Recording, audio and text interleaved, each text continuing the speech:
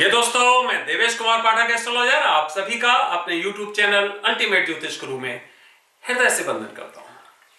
एक बहुत ही महत्वपूर्ण वीडियो देने जा रहा हूं आपको। ये 27 फेब 28 फेब मार्च तक की परिस्थिति मैं आपको कुछ बताने जा रहा हूं और उसके बाद अप्रैल 4 अप्रैल यहां तक के कुछ विशेष तरह के प्लैनेटरी प्लेसमेंट बनने जा रहे हैं। क्या परिस्थितियां हो सकती हैं, मैं आपको कुछ महत्वपूर्ण, बहुत ही महत्वपूर्ण डिटेल्स बताने जा रहा हूं। क्या उनका आउटकम हो सकता है पूरे दुनिया के पटल पर। बहुत ही महत्वपूर्ण वीडियो है ये। आप लोगों की कंस्टेंट रिक्वेस्ट थी कि अब आगे क्या परिस्थिति। मैंने आपको पहले ही बताया है कि मैं वीडियो तब देता हूं जब वो घटना घटित होने वाली होती है, और अब मैं देख पा रहा हूं कि ये घटनाएं कुछ आपके सामने जल्द आने वाली हैं, और इसलिए ये वीडियो मैं आपको दे रहा हूं। तो शुरू करते हैं। क्या है ये पूरा का पूरा जो प्लैनेटरी पोजीशन बनने जा रहा है, ग्रहों की स्थिति बनने जा रही है, ये क्या इंपैक्ट हो सकता है और हमें भविष्य में क्या देखने को मिल सकता है। अभी तक अगर चैनल सब्सक्राइब नहीं किया है तो प्लीज चैनल सब्सक्राइब कर लीजिए, क्योंकि इस पर मैं आपको भविष्य में घटित होने वाली घटनाओं के बारे में पहले ही बताने का प्रयास करता हूं, और आप देखते होंगे कि घटनाक्रम कुछ उसी तरह से घटित होता पाया जाता है। साथ ही साथ शेयर करिए अपने ग्रुप्स में, और कंटेंट्स अच्छे लगते हैं तो लाइक भी करिए। तो चलिए शुरू करते हैं। 27 फेब 14:23।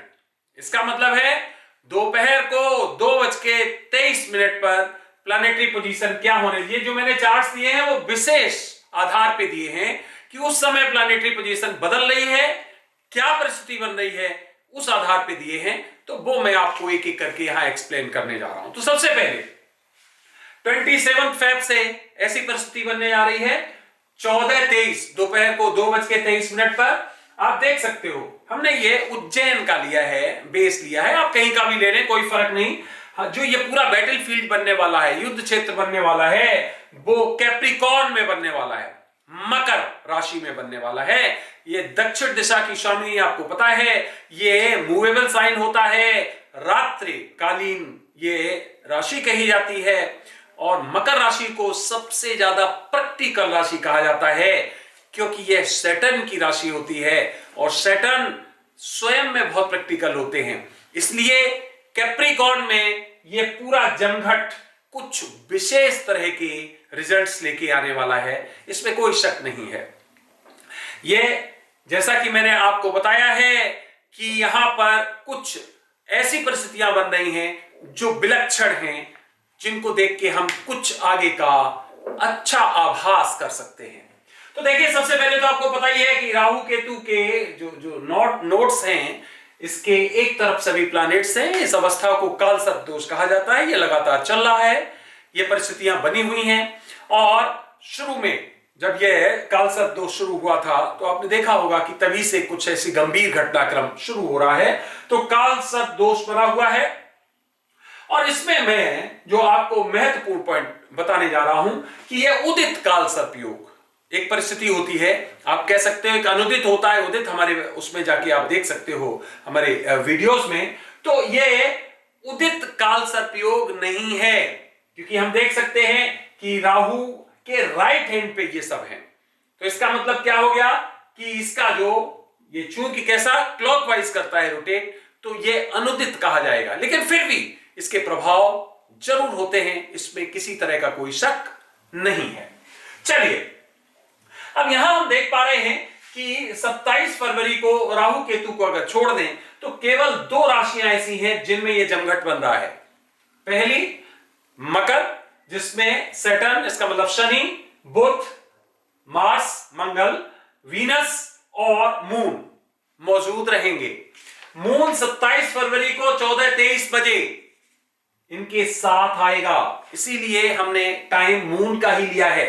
2:23 पर इसकी एंट्री कैप्रिकॉर्न में होगी। सॉरी। अब मून जो है, मून के लिए आप देख सकते हो ये इनवर्स साइन होता है कैप्रिकॉर्न, क्योंकि इसकी जो राशि होती है वो कैंसर होती है, और इनवर्स इसका जो है वो कैप्रिकॉर्न बनेगा। अब यहां से 5 प्लैनेट्स की स्थिति हम देख पा रहे हैं, पंचग्रही योग यहां देख पा रहे हैं, सैटर्न, मरकरी, वीनस, मार्स और मून। और 2 प्लैनेट जो बचे वो हैं एक्वेरियस में, इसका मतलब कुंभ में, जुपिटर और सन।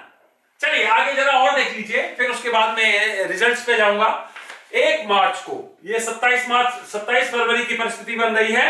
फिर इसके बाद अगर हम देखें 1 मार्च को, तो 1 मार्च को जो परिस्थिति बन रही है वो ये बन रही है कि मून, आप देख पा रहे होंगे, ये सन और जुपिटर के साथ आ गया है। मून सन और जुपिटर के साथ पहुंच गया है कुंभ में। 4 यहां पर आप देख पा रहे हैं, वीनस, मार्स, मरकरी और सैटर्न मकर में रह गए हैं। तो इसका मतलब है कि फिर मून हमारा शिफ्ट हो गया एक्वेरियस में। आगे मैं बताने जा रहा हूं। अगली परिस्थिति जो बन रही है वो बन रही है 1 मार्च के बाद, हम देख पा रहे हैं 2 मार्च को। 2 मार्च को क्या परिस्थिति बन रही है? 2 मार्च को यह परिस्थिति बन रही है, अगर आप यहां पर देखें कि एक्वेरियस कुंभ में सन, मून और जुपिटर तीनों हैं, और वीनस, मार्स, सैटर्न और मरकरी ये हमारे कैप्रिकॉर्न में। यहां क्या परिस्थिति बन रही है?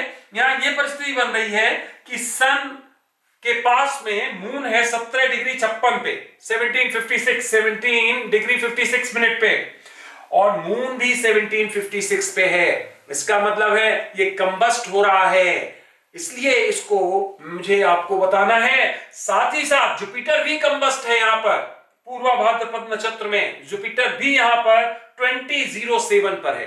तो इसका मतलब क्या हो गया कि मून और जुपिटर यहां दोनों कंबस्ट हो रहे हैं। ये 2 मार्च को हम देख पा रहे हैं।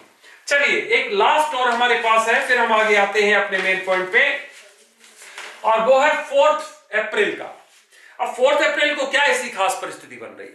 यस, 4 अप्रैल को जो खास परिस्थिति बन रही है वो बन रही है मार्स और सैटर्न। आप ध्यान से देख रहे होंगे, अब कैप्रिकॉर्न में केवल 2 बचे हैं, मार्स और सैटर्न 4 अप्रैल को। और क्या खास बात है? और खास बात यह है कि इस जगह पर राहु और केतु भी अपना राशि बदल चुके हैं। राहु यहां एरीज में आ गया है और केतु भी अपनी राशि बदलकर तुला में आ गया है, लिब्रा में। उन्होंने भी अपनी राशि बदल ली। और सबसे महत्वपूर्ण पॉइंट क्या है? वो ये है कि मार्स यहां उच्च अवस्था में है, सुप्रीम जिसको कहते हो अपेक्स। कितना?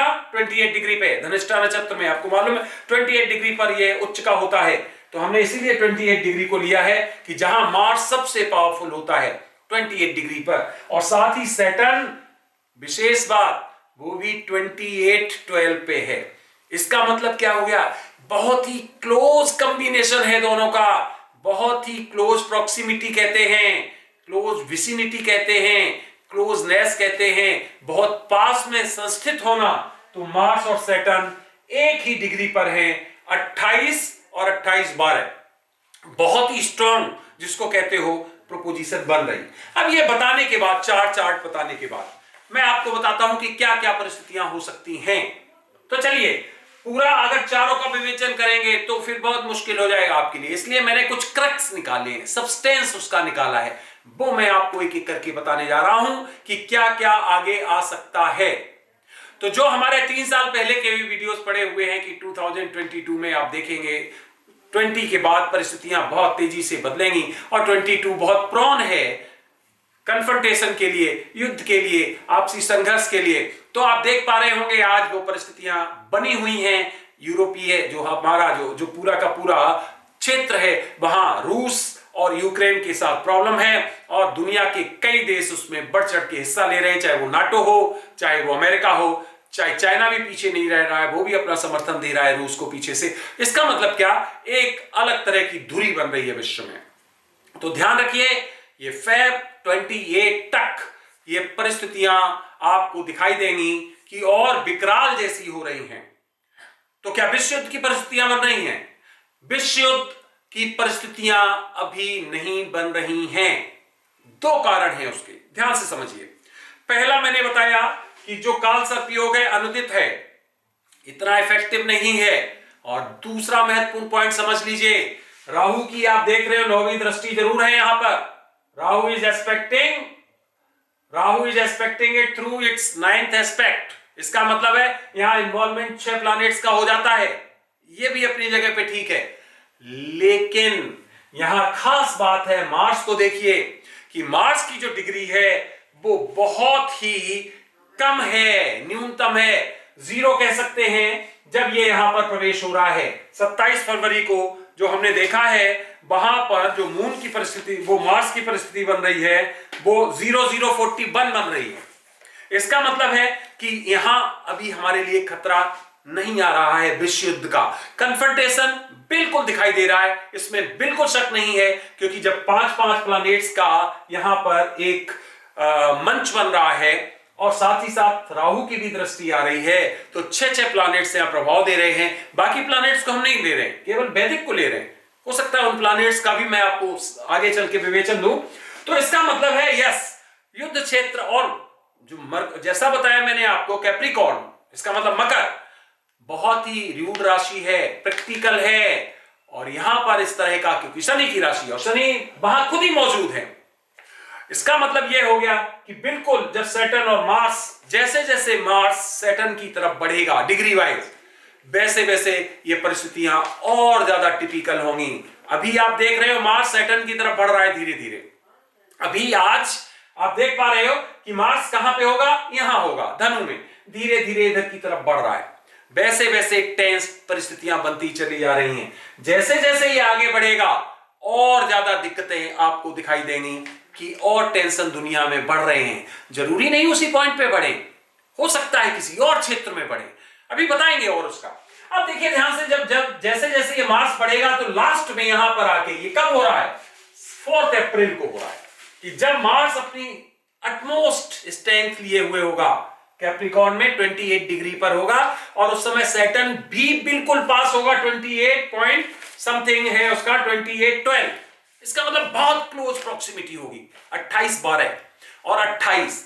इसका मतलब क्या हो गया कि ये उस समय मार्स सैटर्न को क्रॉस करने वाला होगा। क्यों? क्योंकि मार्स की जो वो स्पीड है वो सैटर्न की तुलना में ज्यादा होती है, तो ये थोड़े ही समय में सैटर्न को क्रॉस करने वाला होगा, और तब और ज्यादा प्रभाव इन दोनों का दिखाई देगा, क्योंकि ये दोनों ही जो है वो ब्लास्ट कराते हैं, ये दोनों ही विपरीत परिस्थितियां पैदा करते हैं। मार्स क्या है, युद्ध का देव है, वो क्या है, सेनापति है, वो क्या है, एग्रेसिव है, वो क्या है, वायलेंट है, वो युद्धों को पसंद करता है, वो इस तरह के संघर्षों का जनक होता है। तो देख सकते हो आप कि ये स्थिति जो है 4 अप्रैल को आने वाली है। इसका अर्थ क्या हुआ, इसका अर्थ यह हुआ कि ये वही टाइम चल रहा है कन्फ्रंटेशन वाला, और बिल्कुल निश्चित मानिए कि यस, जो हमारी परिस्थितियां बन रही हैं यूरोप में, वहां रूस जरूर इस तरह की कार्यवाही कर सकता है, और वहां कोई पर्टिकुलर क्षेत्र अपने कब्जे में कर सकता है। यह हो सकता है इतना इंस्टेंट हो, इतना फास्ट हो कि दुनिया समझ ही ना पाए ये हुआ क्या, और वो एक पर्टिकुलर क्षेत्र को अपने कब्जे में कर ले। पॉइंट नंबर 1 समझते जाइए। पॉइंट नंबर 2, बहुत चांसेज हैं कि यहां पर अचानक कोई ऐसा एकदम इरप्शन हो कि पता ही नहीं चले ये हुआ क्या, कहां से, या तो गलती से या किसी और तरह से, इस तरह का, क्योंकि इस समय एक गलती का मतलब है युद्ध का शुरू होना। आपस में सेनाएं खड़ी हुई हैं, तैयार हैं, एक दूसरे पर एकदम अनुसंधान किए हुए हैं, संधान किए हुए हैं, और कभी भी यह परिस्थिति बन सकती है। तो जैसे जैसे आप देख पा रहे हो यहां पर ये सभी के सभी प्लैनेट्स, ये दैत्यों के गुरु वीनस भी यहां पर विराजमान हैं, तो यहां पर इंटेलेक्ट की मालिक मरकुरी भी विराजमान है, जो कि सैटर्न का भी एक फ्रेंडली प्लैनेट होता है, और मार्स भी यहां पर आने वाले हैं। इसका मतलब यह हो गया, आपको पता है, हम बता चुके हैं आपको कि ये सन, मून और जुपिटर दोनों को कंबस्ट भी करने वाला है। यह भी मैंने आपको अभी बताया था, डेट 2 मार्च है, उस दिन यह भी परिस्थिति बन रही है। तो इसका मतलब क्या हो गया कि जब ये कंबस्ट हो जाएंगे दोनों, जिसमें आपका जुपिटर और मून, यस, 1756 पे मून होगा, 20 पर जुपिटर होगा, और 1756 पे ही सन होगा, तो मून और ये दोनों ही कंबस्ट की परिस्थिति में पहुंच जाएंगे। तो यस, ये परिस्थितियां और ज्यादा विपरीत हो जाएंगी। तो ध्यान रखिए कि यहां पर परिस्थिति युद्ध की बनी हुई है, भयंकर वाली। ये मैंने आपको एक एस्पेक्ट लिया। आगे और क्या क्या हो सकता है, मैंने कुछ महत्वपूर्ण पॉइंट्स नोट किए हैं। हो सकता है एक वीडियो में ना दे पाऊं, आगे और भी वीडियोस आपको दूं। और उसमें क्या है कि मरकुरी जो है इस समय 24 फेब को जो आने वाला है, उस समय ये इसका पीक स्पीड होगा। पीक स्पीड का मतलब क्या हो गया कि सबसे ज्यादा इंटेलेक्ट इस समय काम कर रहा होगा। और चूंकि 9th दृष्टि राहु की यहां पर आ रही है कैप्रिकॉर्न पे, ध्यान रखिए, तो इसका मतलब यह हुआ कि यहां धोखा, छल, बुद्धि का भ्रष्ट हो जाना, ये परिस्थितियां बिल्कुल दिखाई दे रही हैं। और ऐसी परिस्थिति बन सकती है कि कोई भी एक गलत कदम एक हमें बहुत बड़े युद्ध की तरफ ले जा सकता है, ढकेल सकता है। अगला पॉइंट, ये विस्फोटक युद्ध, विस्फोटक स्थिति जो बन रही मून और सैटर्न की, ये भी हमारे लिए बहुत ही खास है। ये 4 अप्रैल की परिस्थिति बन रही है। अगला पॉइंट, शेयर मार्केट में बहुत फ्लक्चुएशंस होंगे इस कालखंड में। आपको पता है जब कभी भी इस तरह की एसोसिएशन बनती है तो प्लस माइनस टाइम उसमें 3 मंथ्स का जरूर हम करते हैं एडअप। तो आप देख रहे हैं इस समय बहुत विपरीत परिस्थितियां चल रही हैं शेयर मार्केट, स्टॉक्स में। देख रहे हैं आप कितना फ्लक्चुएशन चल रहा है, पता नहीं है, इंस्टेबिलिटी है बहुत ज्यादा। तो ये परिस्थितियां लगातार चलने वाली हैं। आप देखेंगे कि क्रूड ऑयल्स या ये जो भी पेट्रोलियम है, इनके मूल्य और बढ़ने वाले हैं, क्योंकि सैटर्न यहां साथ शामिल है, खास ख्याल रखिए आप। ये परिस्थितियां निश्चित तौर पे रहेंगी। मरकुरी भी है, तो जो आपके स्टॉक्स हैं या ट्रेड एंड कॉमर्स की एक्टिविटीज हैं, बढ़ेंगी निश्चित तौर पे, लेकिन उनमें डिरेलमेंट भी दिखाई दे रहा है, क्योंकि मार्स भी यहां पर आ रहा है, जो कि सैटर्न के साथ एक डिस्टिंक्टिव टाइप के रिजल्ट्स देता है। चलिए नेक्स्ट, अगला पॉइंट है, और वो ये है कि बड़ा भूकंप हमें दिखाई दे रहा है। ये भूकंप हो सकता है, ये कोई समुद्री सुनामी हो सकती है, ये कोई महा तूफान हो सकता है, और ये समुद्र में होगा। ध्यान रखिए, ये ऑस्ट्रेलिया, न्यूजीलैंड, फिजी, इंडोनेशिया या और भी कोई ऐसे दक्षिण के हैं, वहां कोई इस तरह की विकट परिस्थितियां बन सकती हैं। भूकंप के बारे में दूंगा, आगे बताऊंगा आपको क्यों, क्योंकि यहां परिस्थिति आप देख पा रहे हो कि मून और मरकरी दोनों ही मौजूद हैं सैटर्न के साथ। तो यस, इस तरह की परिस्थितियां बिल्कुल दिखाई दे रही हैं। कोई सुसुप्तावस्था में कोई ज्वालामुखी हो, वो जागृत हो सकता है, या कोई किसी तरह की इस तरह की सुनामी टाइप की स्थिति बन सकती है। समुद्र में कोई बड़े विस्फोट हो सकते हैं। समुद्र में आप इस टाइम, इस कालखंड में देखें, बड़ी बड़ी एक्सरसाइजेस की जाएंगी, बड़े बड़े विस्फोट किए जाएंगे।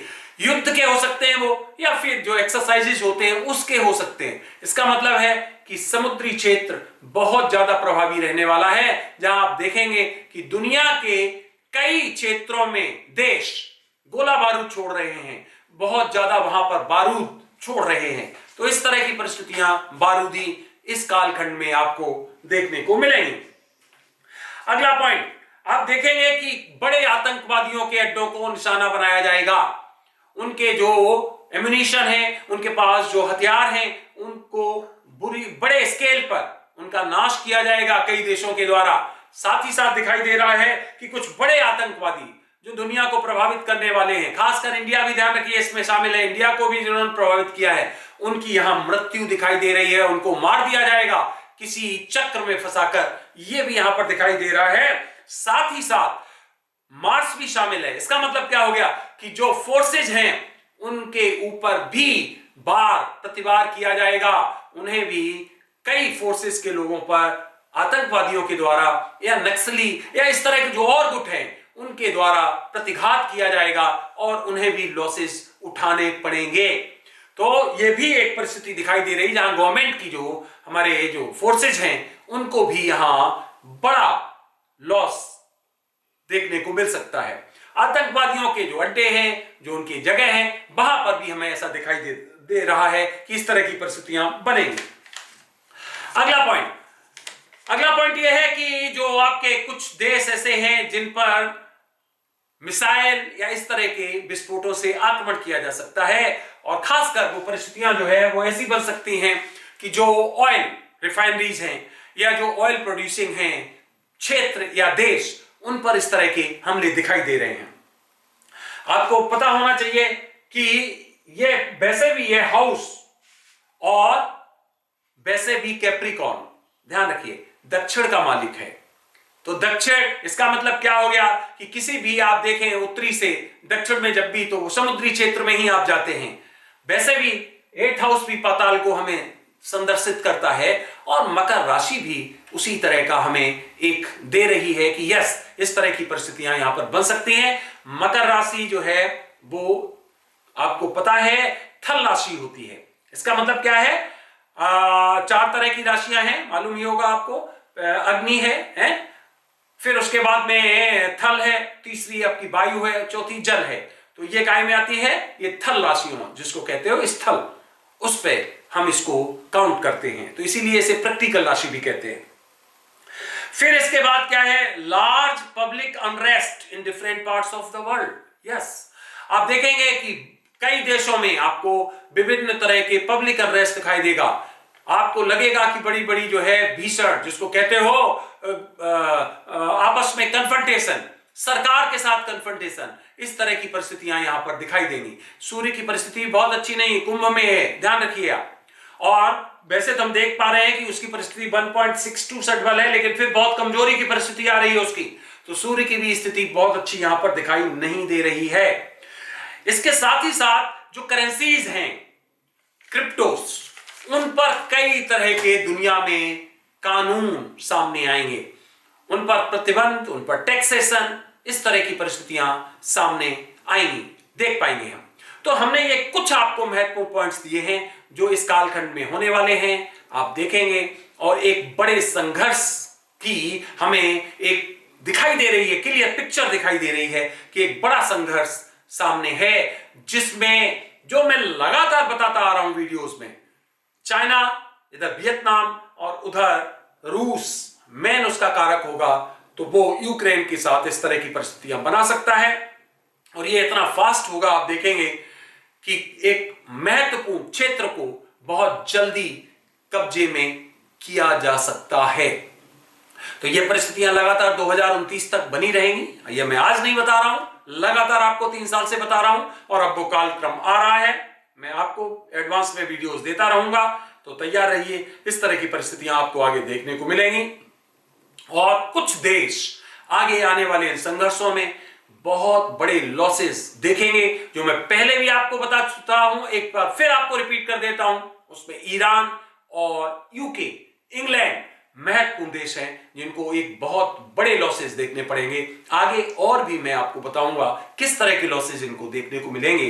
क्या इनके जितने भी जो महत्वपूर्ण जो इंस्टॉलेशंस हैं उनको खत्म किया जाएगा, या क्या इंग्लैंड का कोई बहुत बड़ा कोई समुद्री बेड़ा डुबो दिया जाएगा, उसको समाप्त कर दिया जाएगा, ये मैं आपको बहुत जल्दी आगे बताने जा रहा हूं। तो फ्रेंड्स, ये लगभग 75 मैंने इसके रिजल्ट्स निकाले थे, उसमें से मैंने आपको लगभग 10 से 15 रिजल्ट्स दिए हैं। और भी मैं कोशिश करूंगा आगे बताऊं कि और क्या क्या प्रोबेबिलिटीज हैं, आगे क्या क्या हो सकता है। तो अपना ध्यान बनाए रखिए कि आगे ये परिस्थितियां बनी हुई हैं, और इस तरह की स्थिति आप अगले 28 फरवरी के 3 महीने तक देख पाएंगे, जहां पर इस तरह की ऑक्यूरेंसेस लगातार होंगी। आपने ये वीडियो देखा, उसके लिए बहुत बहुत धन्यवाद। अगला वीडियो मैं आपको जल्द देने वाला हूं, जुड़े रहिए। तब तक के लिए आप सभी को मेरी तरफ से ओम नमः शिवाय, नमस्कार।